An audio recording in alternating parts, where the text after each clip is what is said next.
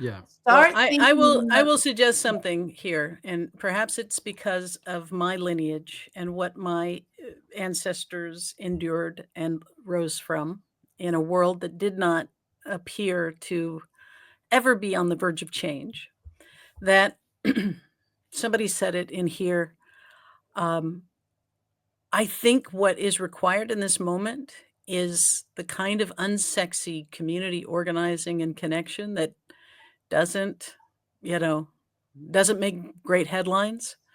But, I have spent, Florida is the epicenter of all of this polarization. It has Mhm. become where all of these oligarchs have homes. And our ability to speak to, for example, when I talked about those parents flooding the school board meetings, we didn't check their voter registration, but they were Democrats and Republicans, because what we were able to do is show them what was happening. And so I guess what I'm saying is, at every time in American history, under slavery, under Jim Crow, in the civil rights movement, there have been people that I have nothing but respect for, James Baldwin, who've gone overseas to escape this. That's But right. they've also they never abandoned the fight. And so, and thank God they brought that wisdom. And there are a lot of people who are here either because they have no other options and they're going to have to fight in these places.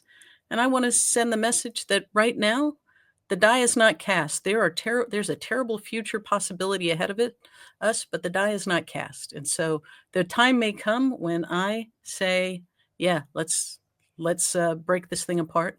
But it's not today. It's No. not today. Thank No. you for that. It's Yeah. not today. It's not. And I don't even know that it's And even if whenever it is, in any near we're future. we're never talking about giving up the fight.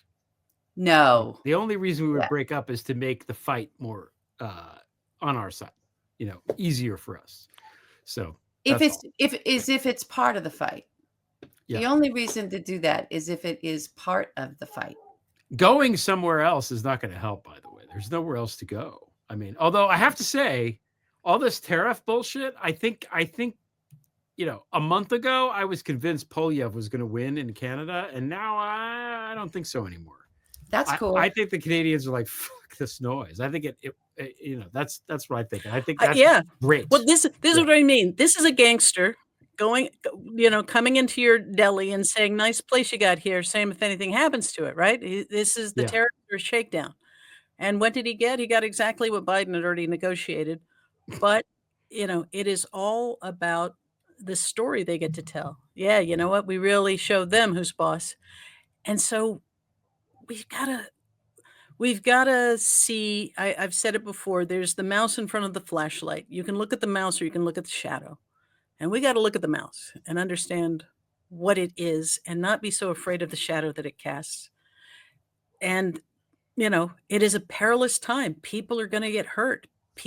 Bad things are going to happen in our country, and they will be worse if we do not, uh, stand together and reach across. I just interviewed Rich Logis from Leaving MAGA, and, I remember my first conversation with him in a stairwell at Howard before Leaving MAGA was an organization, and he is inundated daily with people who are having that aha moment, who are seeing what these policies are doing to them. The same people that you fear are gonna lose their health insurance or lose their Social Mhm. Security benefits. We are we have to hold on to the possibility that we are on the verge of the kind of breakthrough that brought in the New Deal, but, on steroids. So yes, I'm not I afraid like of it. looking the reality in the face, and Bryn Good. is somebody who's I've followed for years and years, and you need people who say it like it is, but Yeah. we also have to make sure that people don't give up the fight prematurely, don't give up the Oh, no, boat. no, no, no. Yeah, there's none of that. And there's no giving up the fight prematurely. No. There's no giving up the Yes. fight Ever. ever.